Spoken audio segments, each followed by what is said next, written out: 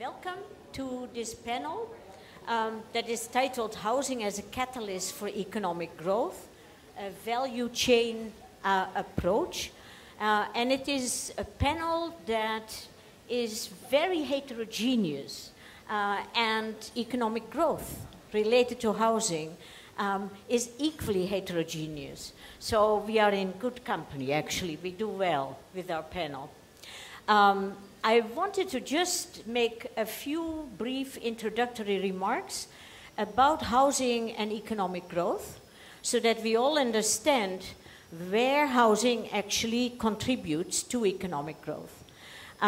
When you listen to developers, you think that the economic growth that is generated by the housing sector is mostly for new construction, and that employment generation and economic growth through investment in new housing is what drives economic growth generated by the housing sector. And nothing could be further from the truth. And I want to emphasize that, particularly in relation to the topics that we are going to discuss. The economic growth that's generated by the housing sector comes mostly from the existing stock. The existing housing stock is infinitely larger than the few new buildings that are added to the housing stock each year. So it is the existing built environment, the housing environment, that generates economic growth. How does it do that? Through the consumption, people paying rent, people owning the housing stock, and paying for that privilege to own. And that is the contribution, the largest contribution, actually in most countries roughly 15%, that the housing sector adds to GDP growth. The new construction is anywhere from 4 to 5% adding to GDP. So when we think of housing as an engine of economic growth, we mostly have to think in a way that what does the existing housing stock generate, and how can we improve the economic opportunities that the existing housing stock represents. And that requires that there is a lot of good governance around the existing built environment, around the housing stock. That property rights are maintained and improved, that we have finance to improve the housing stock, to sell and buy houses, that there is infrastructure and services improved and extended to the housing stock. So in that sense, if you think of the economic contribution of housing to GDP growth, it's much broader than investment alone, which is a very important concept. This panel is a very interesting panel and a little bit unusual, no? We are. Because we think, and we have in this particular forum been thinking about different aspects of housing in different pillars. This panel represents actually a cross-section of all the pillars that we have been dividing the housing sector in this conference. We have people dealing with the governance of the housing system. We have people dealing with the housing finance, the innovative part of housing finance, microfinance particularly for home improvement. And we have a person talking about new technology. So we cross-cut all the different segments, but that is exactly when you look at the housing sector as an economic sector, how you have to look at housing. So we are going to talk in the order that we are seated. So a little bit different from what is on the agenda. So Ajay Suri, he is the advisor to City Alliance in India, has a very long experience in developing countries working on governance issues. We have Max Nino Zarazura, yeah, right, right, double name like mine. And he has been working for a very long time in the microfinance area, and will talk about a very interesting survey that the Ter Wilker Center commissioned on the impact, the actual impact of microfinance for housing on people's livelihoods. And we have Karina Salzer.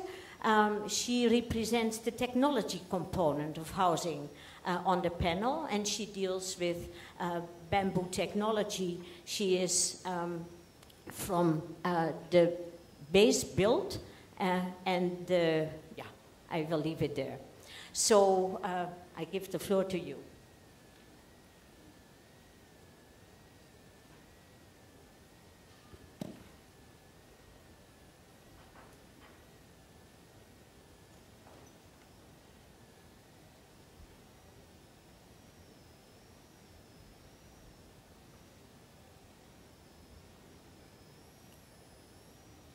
I don't think I'll struggle with the technology. It will come on when it does come on. Good morning, everyone. Thanks, Maria, for the kind introduction and for giving a very eloquent context to our discussion today. Thanks also to Habitat for Humanity for this opportunity for me to share my thoughts on a very interesting subject today. But during my brief talk, I would be focusing on how best we can facilitate an increased impact of housing investments on economic development, more from the local economy perspective. But before I share my thoughts, a brief word on Cities Alliance. I was introduced as Cities Alliance India, so I think it's important for me to tell everyone what Cities Alliance is all about. Cities Alliance is a global partnership. It's a global partnership for urban poverty reduction and for strengthening the role of local governments in sustainable development, which is a simple message to the national governments that if they want to grow at high rates and sustain the high rates of growth, they need to fix the cities. Cities Alliance is hosted by United Nations Office for Project Services. We are headquartered in Brussels. I'm based in India because I manage the Asia portfolio. It's a global partnership with 34 members representing local authorities, national governments, national non-governmental organizations, multilateral organizations, private sector and foundations, and last, the knowledge institutions. As Maria said, and it's well recognized that housing and infrastructure sector, we cannot really, disconnect the two. Housing and infrastructure sectors are catalysts for growth in the national economy. I don't need to share the data. Maria has mentioned 15%, and there are enough data available globally. The sector contributes to the creation of new jobs and services. The part of the world from where I come and largely work, the focus currently is on new housing, not so much on revitalization, redevelopment of existing stock. But I agree with you, Maria, that it's the old housing stock which also contributes to the growth of the economy, particularly the local economy. It's very evident during the recessionary periods that the national governments focus and increase investments in the housing and infrastructure sector. It was evident in the 1990s when we faced a housing recession in Asia. It's evident now during the global recession. Brazil, for example, faced with the global recession, increased its investment under PAC and My House, My Life programs. India, after demonetization, there was a slowing down of the economy, resulted in increased public investments, and the governments also try and facilitate private investments in the housing sector. there is also a flip side to this story, where inefficient land and housing markets lead to the loss of city competitiveness. Think of a scenario where the rental values, the house price to income ratios goes up in the real estate. Businesses tend to move to locations which are cheaper, but may also be commercially unviable, and they could be shifting to locations within the city or outside the city. Inefficient housing markets also tend to segregate low-income households into informal settlements where the people have low access to social facilities like health and literacy and schools, education facilities, which impacts the development of human resources, the quality of human resources, again a loss to city competitiveness. Households condemned to informal settlements have low access to, and I'm not saying anything new, all this is well documented. The informal sector inhabitants have low access to public goods and services, for example, transport mobility, which impacts their access to income generating activities, putting the city on inequitable growth trajectory. What do we see during the recession period? In recessionary conditions, real estate sector produces assets which have limited economic impacts. Can we even call them dead assets?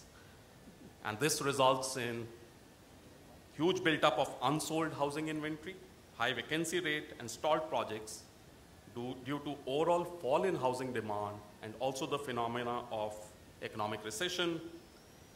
I would attribute this situation to three main reasons, which is weak state regulations, opaque operations of real estate companies, and the use of housing for speculation. How do we turn the situation around? How do we create a facilitating environment for the housing sector to contribute, to catalyze, to have a multiplier impact on the local economy?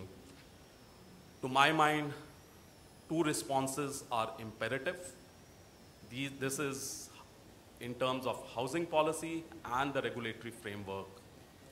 A lot was said yesterday in the plenary on the need for policies. This was vis-a-vis technology, but I think policies are required. And if I was to lay down 5 basic requirements for a housing policy, one, the housing policy should facilitate matching of supply and demand for various market segments. And this can be done by adopting the right housing mix. We, in the developing world, in the Asian countries, we see there is a larger focus of real estate companies on high-end products for a simple reason that the prospective buyers have a higher reach out to institutional home loan facility, and they focus less on the low-end market where there's a huge demand. So this results in build-up of vacant units and unsold inventory of housing stock. Location of housing complexes is imperative as well. Can our housing policy identify locations which are preferred by prospective buyers or people in various housing market segments? And this is best done by adopting a mixed land use policy. Affordability is important for participation of larger number of households in various housing market segments. And for the purpose, there is the need to set house price to income ratio benchmarks for various market segments in the local context.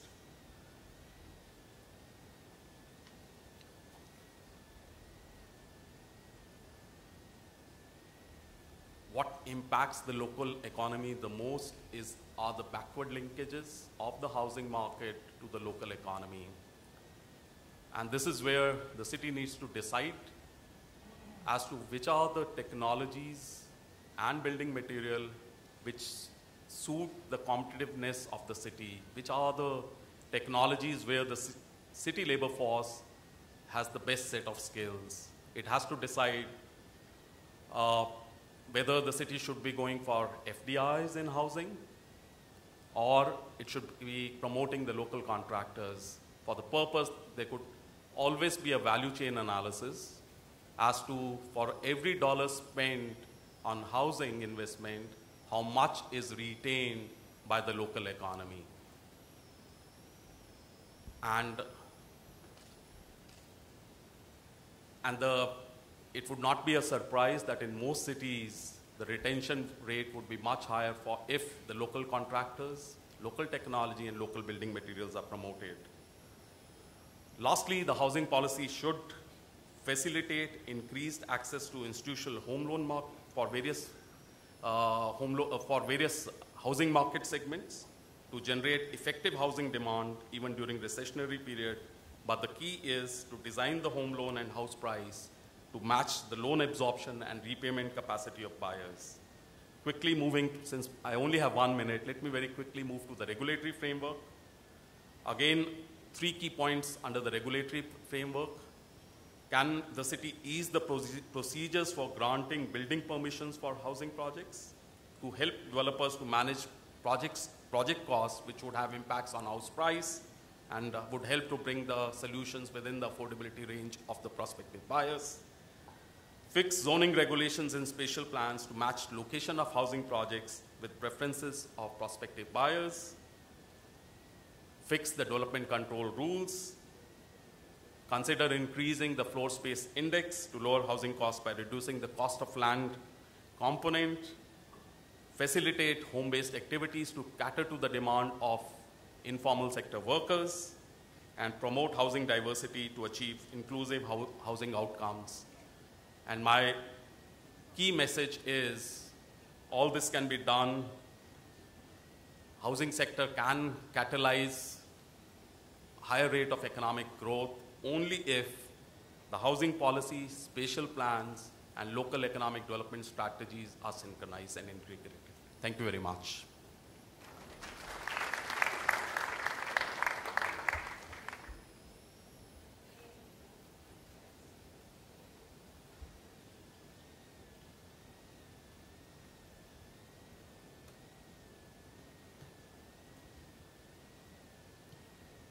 Thank you, Maria, and good morning to everyone.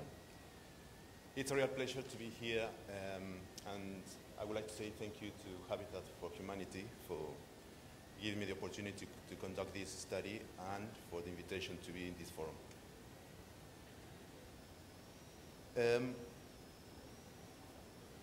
Last year, the Habitat for Humanity's Terwilliger Center for Innovation in Shelter commissioned an impact study of 2 microfinance institutions operating in the south of India. One was ESAF Microfinance in Kerala, and the other one was Growing Opportunity Finance in Tamil Nadu.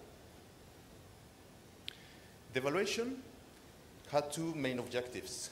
The first one was to assess the social, economic, and housing impact of housing microfinance products and services on low-income households. The second objective was to assess the institutional performance of the housing microfinance operations of those 2 institutions. For the purpose of this presentation, I'm just going to focus on the social impact study. But if someone would like to see more information about it, outside in the booth, they were giving hard copies of the study. The social impact component was a study which was qualitative in nature and was intended to help different industry stakeholders to understand the impacts, both positive and negative, of how microfinance loans and services were making an impact on the lives of low-income households. We used as a methodology the qualitative impact protocol, which is also known as the QUIP. The QUIP is a methodology which was designed and then tested by the Center for Development Studies of the University of Bath in the UK, and then promoted by this spin-off company, which is bad social and development research. The QUIP is a simple, rapid and cost-effective methodology to collect, analyze, and present feedback information from the intended beneficiaries on the drivers of change that are changing different aspects of their lives over a specific period of time. Let me give you some important characteristics of this methodology. A very distinctive and probably innovative characteristic is that interviews are, as far as possible, blinded, reducing the risk of pro-project and confirmation bias. We achieve this by managing the data collection in such a way that researchers and respondents were unaware of the project being evaluated. And the researchers conducting the interviews were asked to collect data on broad changes in the lives and livelihoods of the beneficiaries of these respondents without being informed that those respondents have received housing microfinance products. So another important characteristic of this methodology is that it doesn't require a control group, as the causal claims rely entirely on the integrity of the statements made by the respondents themselves. It's also important to say that the QUIP samples are not statistically representative. Therefore, the findings cannot be extrapolated to wider populations. The field researchers were collecting qualitative data according to impact or well-being domains. These impact domains were the areas where the program was expecting changes or outcomes on the beneficiaries. And of course, it was related to the program's theory of change. After collecting the data was analyzed by the lead researcher, who was fully informed about the program. And the data was coded according to explicit, implicit, or incidental drivers of change. The drivers of change were the causal factors leading to certain outcomes or results reported by these respondents. So after analyzing the data, we found clear evidence that housing improvement loans contributed to a range of outcomes in the lives and livelihoods of urban and rural clients of both MFIs. The impacts were particularly evident in the domains of housing condition, housing finance and services, relationships, and health, safety, and security. Let me give you some of the key findings we found. We found the main impacts in the areas of living conditions, security, access to loans, and social and family relations.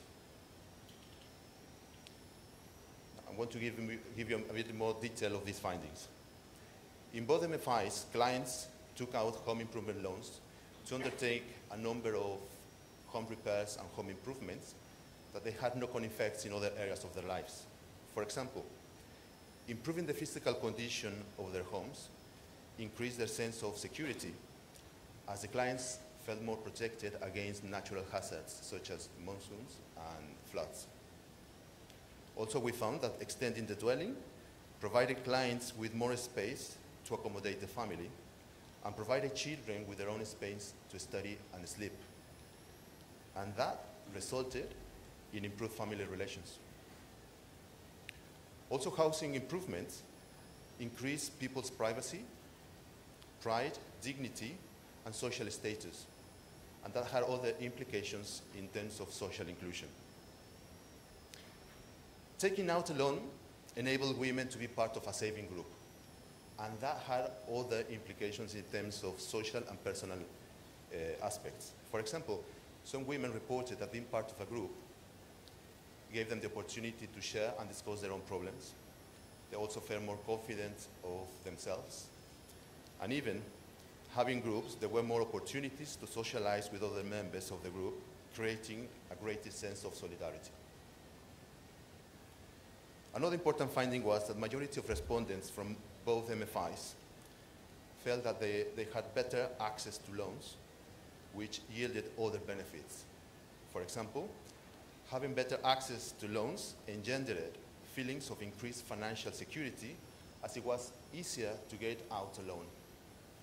Also, greater availability of loans resulted in changes in their borrowing behavior, because we found that some clients stopped borrowing from local money lenders. And we thought that that was a very important finding. While we found evidence that home improvement loans were achieving positive outcomes in the lives and livelihoods of these clients, we also found several factors that could be used to inform future program and product design. For example, greater availability of loans led to multiple borrowing and over-indebtedness, increasing the stress and anxiety about loan repayment and losing an asset. Also, we found that ill health was a very important factor that led to negative outcomes. For example, being ill reduced the ability of some clients to work and earn enough income to feed their family. So we found that these findings could guide the efforts to improve the supply of housing microfinance products and services in different ways. For example, emphasis on the provision of other non-financial services that support not only access but also use of financial services is needed. Low-income households have greater access to loans and are dealing with multiple loans with different loan tenors. So financial education and financial management will be beneficial to deal with these issues. Also, over-indebted clients need help to reduce the effects associated with higher levels of debt. So we think that financial counseling is also needed. Home improvement loans alone may not have the same effect in terms of quality of housing. Therefore, we think that technical assistance can help clients to make more informed decisions about the construction and material specifications of the home improvements, and also how to use the loans better. And finally, we also think that improvements in product design and program policy should focus on innovations that respond to the client's needs in terms of location, region, income flows, etc. Thank you.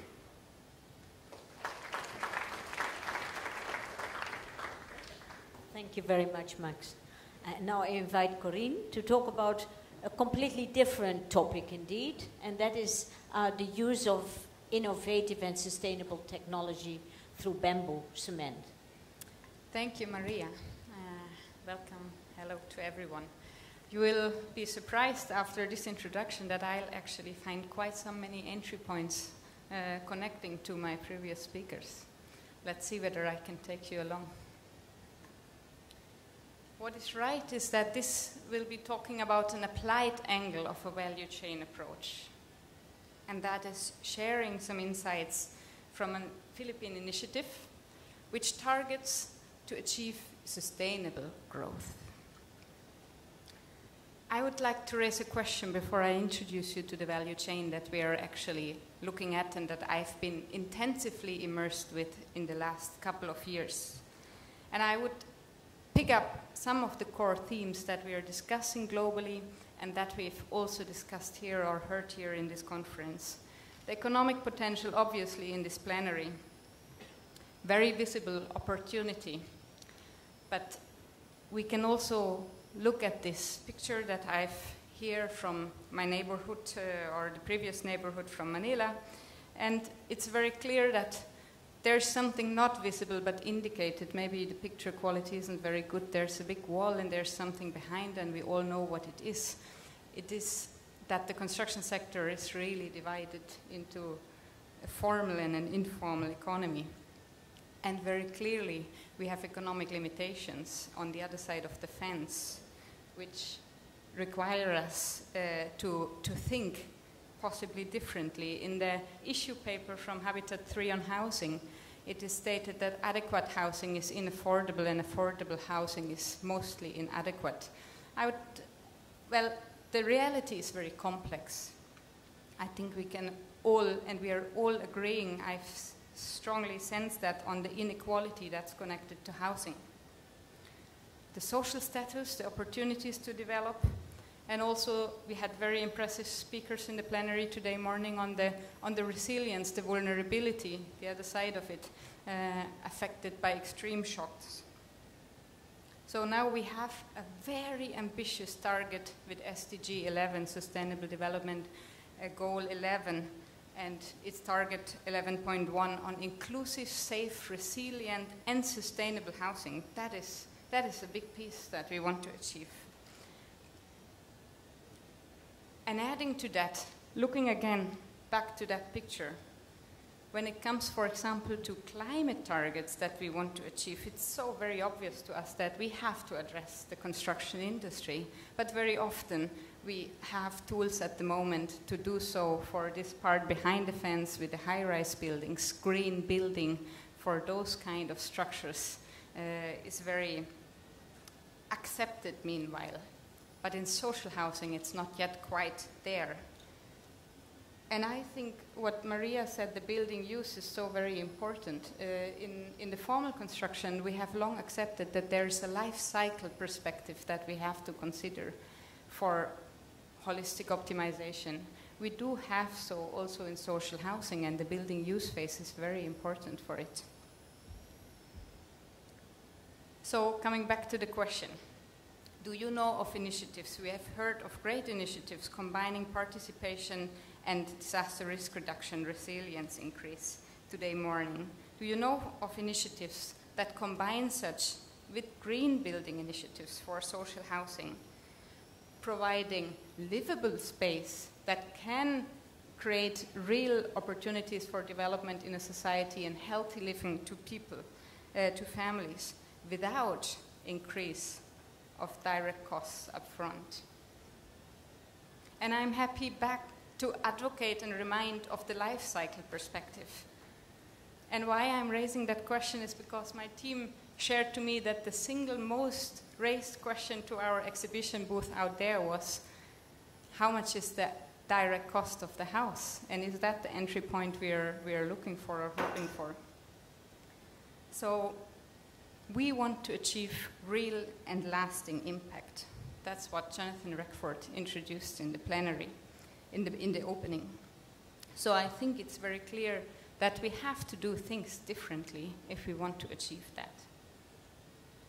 And I'm trying to move the slides now. Let me see. There. Oi. So, yes. I start with a product, and that's how I'm introduced as a technology person. But actually, I want to show you much more of what's behind it. You see here on the right side in the Philippines a traditional rural application of using this raw material. And you see what has been the outcome of a year-long development process with all sorts of stakeholders, all in the center, the grassroots, but also other stakeholders of social housing. So what you can see is a bamboo-based house on the other side. It's using all load-bearing bamboo. But it is really more an attempt to meet the requirements of the stakeholders in the sector. So I think we have to accept that change is a gradual process, one that requires involvement, one that requires respect for the other stakeholders, that requires exchange and application and feedback loops. So this is one entry point, and I want to stress that I'm not here to say that this will bring the change or the solution to this very complex challenge. It is one entry point where we have seen we can actually contribute to quite some of the multidimensional requirements that we are facing.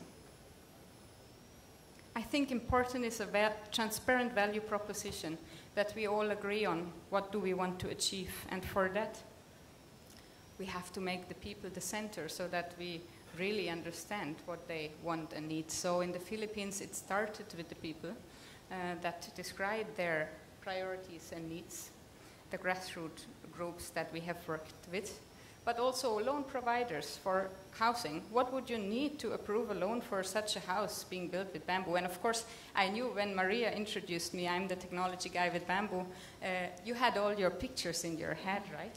On that kind of a house. It's not bamboo huts we're talking, it's houses for the urban context.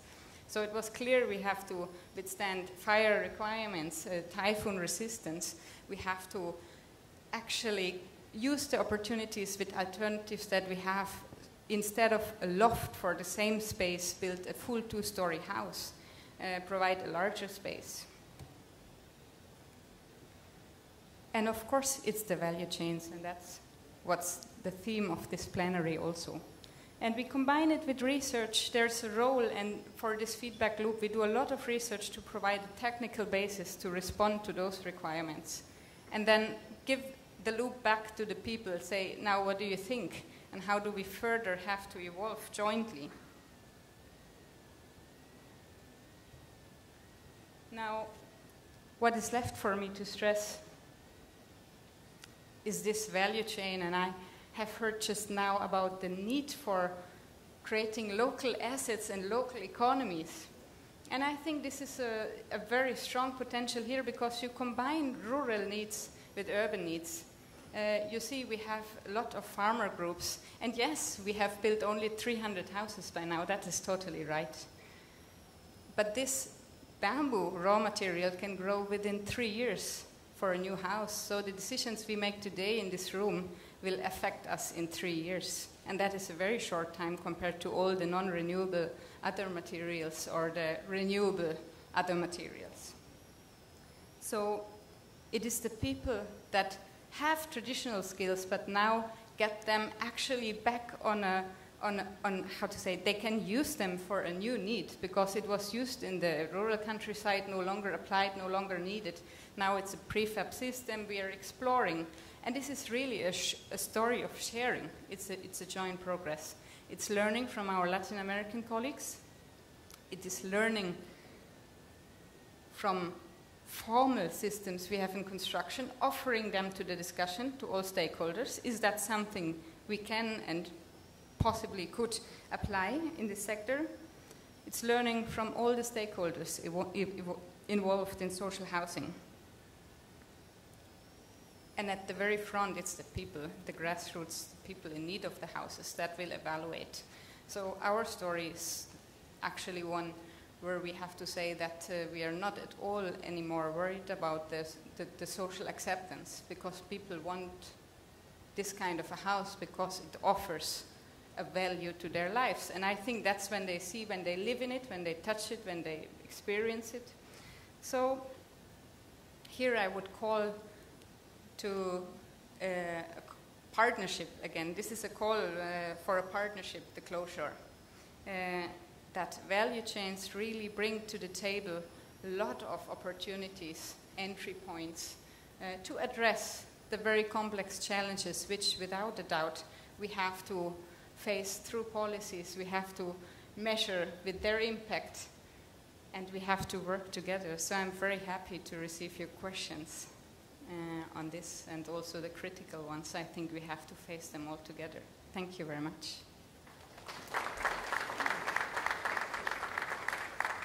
Thank you very much, Corinne. And also by trying, indeed, to integrate our panel, because we have very different topics that we are talking about. But as we mentioned before, all of the different parts are necessary. So you start with good governance, and particularly at the local government level. You have to have finance. Your technology has to be acceptable by the lenders, ultimately, in order to be, utilized and be lendable against. So all those things hang together. We all the different parts together can only create new environments and better environments, particularly for the poor. So I would like to, before we invite oops, we have very little time left, I realize. So maybe should I open it to the floor directly? I think I should, because I think we have had all the time a stress on time addressing questions from the floor. And I would really love you to have the time to ask the different panelists here questions. So let me postpone my own questions and open the panel questions from the floor. Yes.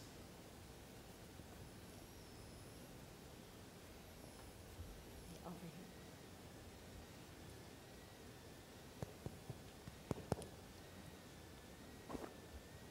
here. Good morning. This is my question would be to Professor Maria Smith. I'll not give you trouble with adding Mr. Hyuk's name anymore. It's directly related to creating value chain or value chain approach. How do we select the value chain or value chain components in our context? I'd like to give you some example. When you started our first program on water and sanitation, we thought we will create, we will train the missions. And we have spent so much time and effort, money to develop some missions. But eventually it came out that the client who would build the sanitary toilet, they didn't like those missions. They thought that their husband, their family members, because missionary job is not a very highly technical job, and their family member could do it already. So in that context, our effort did not work. On the other hand, another example, there are some global conglomerate who came to give a high quality filter, and we eventually realized that they are actually pushing their product. And the client saw that it's a highly priced product, whether they should take it or not. So eventually our learning was, it is the choice of the people. So should the value chain spontaneously develop on the choice of the users, or we, as a service provider, should we actually push for any value chain component, any business institution? What do you think is suggestible in this mix? That's a complicated question because we talk about so many different aspects of the value chain. In some instances on sanitation, when there is really a superior technology that can reach a lot more people, then because of cost effectiveness and sanitation effectiveness, you may have to push very hard to push your technology over the technologies that come through the large-scale market, down market. And you need help with that.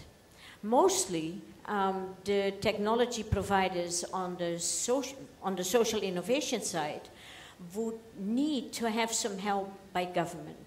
So in order to have a balanced choice for the population. So the government's role is not inconsequential because the government, first of all, has to approve through the regulatory environment the new technologies that you think are superior, and then have to help by education and giving approvals,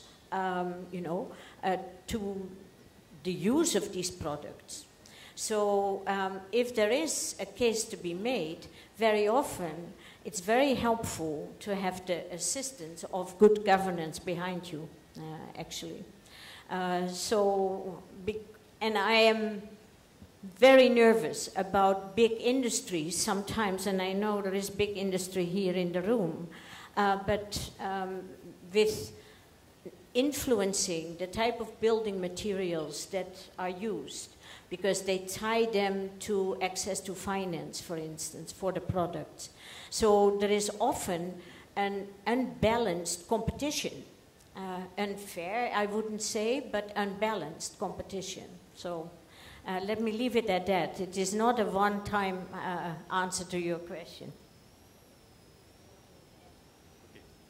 Thanks very much for the question. I think very relevant that there is, and you are talking about the sanitation sector, that there is the demand for X product, where the local labor force does not have the skill sets.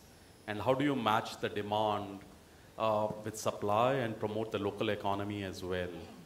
I think, to my mind, there are two interventions which are required. One, raise the level of skills of the local labor, and two, do a lot of advocacy against the products that are available locally. You know, since you are talking about the sanitation sector, I can't miss to mention the Clean India campaign that's on in the country currently, where millions of individual toilets are being constructed. And if I look at the interventions of the national government and the city government, it's all about innovations at the household level in terms of the sanitary hardware, and also innovations in terms of disposal of fecal sludge. Different actors' intervention is required at different points, but technology is one issue that is being looked at in a very hard manner, and it is being juxtaposed to the costs as well. But the focus is completely on local solutions, otherwise you are not, the country would never be able to reach the scale required.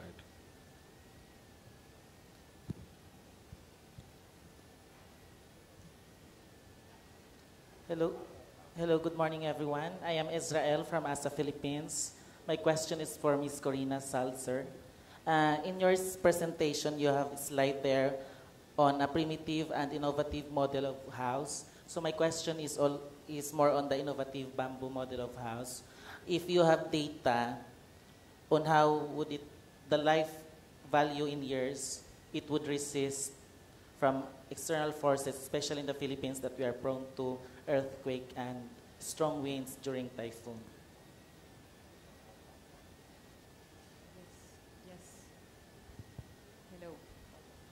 Hello? Yes, there. Thank you for the question. Well, that was exactly one concern. Of course, you have some strengths and some weaknesses, and I would like to comment first of all, because you mentioned the primitive application in the rural countryside. We've learned a lot from the traditional uses in the Philippines, but we had to add some components which were not yet addressed, and that is, for example, the typhoon resistance. So we have done a lot of intensive research, all with local universities. We have students writing their theses. For example, we have done real full-scale typhoon testing in Bicol, in one of the most prone areas to typhoons. And we've exactly assessed to which level can we decrease technical performance to meet economic affordability, for example. And we have made it visible to people over years now. So that gives us valuable insights on how to be confidently saying, yes, it can withstand. It has a great potential, and in an affordable building system that we have now, only based on local raw materials, it can withstand and be durable, a permanent house. We are not talking about transition housing here. Corina, I have a follow-up question, if I may. Has the technology, do you have to have the technology being approved by each local authority? And how difficult is it? If you mentioned very clearly that in the development of the technology, you really involve the communities, the people. So you are rather confident, is what you said, to have the people accept this type of material and house built by this material. But how do we think about local authority standards? Absolutely. One baseline assumption was that when we talk about disaster resistance, technical disaster resistance, what it means for us is compliance to the building code, no less. So we don't differentiate between middle income or low income when it comes to technical performance. We comply with the design laws of the building code, because there have been large groups which thought that this is the level of safety we should provide, one. And second, with the results addressing answers to those requirements, we were able to get a short-term approval scheme in the whole country for 3 years. That is called ITEC from the National Housing Authority. And that is the intermediate step before the building code. We have drafted the building code chapter, but this is a political process, needs a lot of involvement. It needs questions to be answered. Absolutely fair that we do so. It's a longer term process, and we are waiting for some movement in that area too. But it's really meant to be an open development included in the regulatory framework of the country. Did you have a follow-up question? Let's finish that one before we go to another question. Hello again, Ms. Corina. A follow-up question. How many years it would last? Like, for instance, a building in 50 years, it would no longer resist external forces.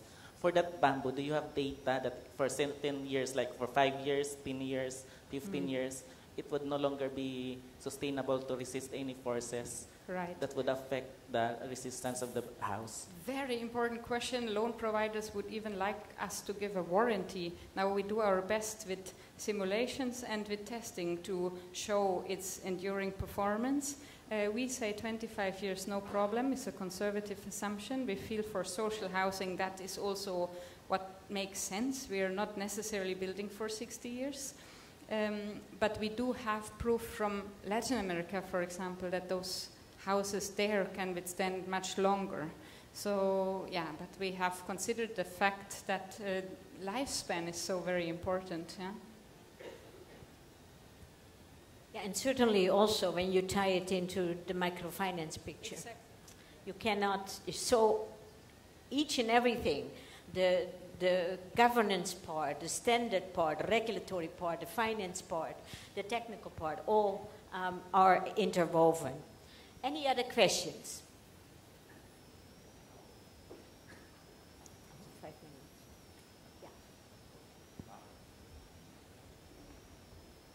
minutes. Yeah. Thank you, guys, and thank you, everybody, for...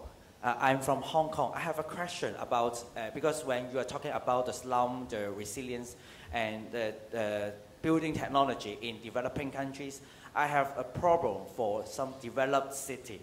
So in several weeks ago, there is a typhoon hitting Hong Kong and Macau. And surprisingly, you all know that the safety of the buildings or houses in Hong Kong or Macau should be in the top standard, right? But after the typhoon, the most vulnerable buildings suffer most from the typhoon are those skyscrapers, despite the very new technology, advanced technology, and also the very high price of the property. So I just wonder if when we look at the housing as a kind of economic growth, if the developers try to maximize the benefits by using cheaper materials to build, then this will cause the deteriorating of the building qualities, which is totally opposite to the property price rising. So how to deal with it? Because now in developing countries, we all know that we can build better houses with the investment of capital, technology, more manpower. But after the city being developed, it seems like going backward, even though the economic growth is continuing. The GDP is still increasing. So how to deal with it, how to prevent this happen? Do you want to answer, or shall I begin? I just want to make a small beginning, and Corina will take it over. But the way you look at building standards should not be better or worse. It should be based on performance. It can be alternative technology, cheaper technologies, but the measure has to be performance. And that is often not related to cost, believe it or not. When you do the testing of building materials, very often what gives you the best performance is not the highest cost material, actually. So the testing of materials and the regulatory environment that has to approve new technologies has to focus on the performance standards rather than anything else. And that's often very difficult to get through the local government. I don't know how many years I have done battles with the medical officer of health in Nairobi on building standards. And useless standards that were in the building code that made housing completely unaffordable. Sanitation is a very good example. Why should we all have full waterborne sanitation, you know, with sewer systems? Out of the question for most. But alternative technologies were absolutely forbidden, and to this day, by the medical officers of health. So help educate the governing structures in particularly local government levels to look at performance rather than pure quality, neutral quality standards of housing is the first step, and a very important one to move to affordable technology, actually.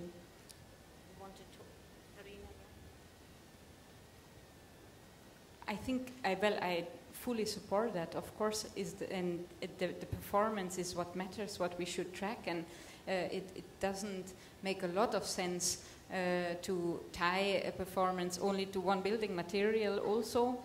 Like in our case, we would have needed a concrete firewall. Does that make sense and so on. So we have those battles and challenges. I think what is important, there should be a functioning interaction between civil society, governing body, and the professionals, both in industry and technical professionals doing control measures. We have standards, and then if the performance isn't given, there are enforcement rules, and the professionals have to feel them. I think, yeah. So I hope that in a place like Hong Kong, it is not possible that civil society is suffering from substandard conditions without any further action. Another question over here. I know I'm out of time. Yeah, I'm from It's Bicol. lunch, right? So Yes, I'm from Bicol, Philippines. That's the heart of typhoon and volcano. Now, my question is for Ajay and Max. We are developing a tripartite partnership with local government, NGO, and now microfinance. I'm into microfinance sector, towards a safe shelter for those in the vulnerable sector, like relocating them from volcano eruption prone, typhoon prone areas. Now, do you have working model for this tripartite public-private partnership that has worked on the ground, that is easy to replicate without repeating the same mistakes as in the past? thank you for that comment. Do I have to wrap it up? Can I take another question? One more question? Yes, please. Over there. Since I don't get...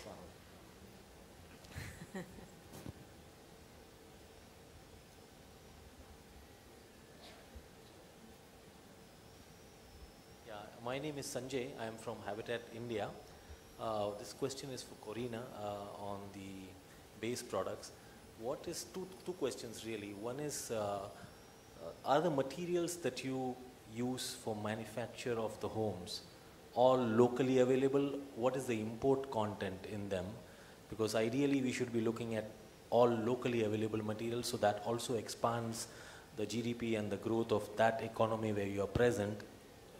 In this case, Philippines. And the second question is, what is the proportion of labor to material in the construction of these homes?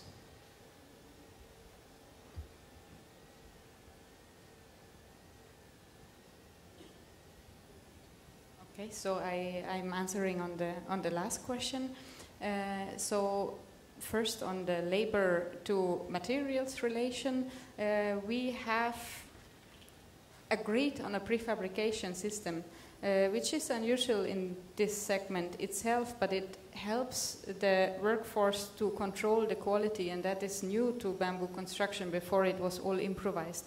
So that makes construction in itself very fast outside, but of course more labor intensive in a prefabrication area. Also the whole bamboo supply chain, I would say, is labor intensive, so we might be rather on the more intensive, labor intensive side, but because of the overall cost being compatible, that is not a problem.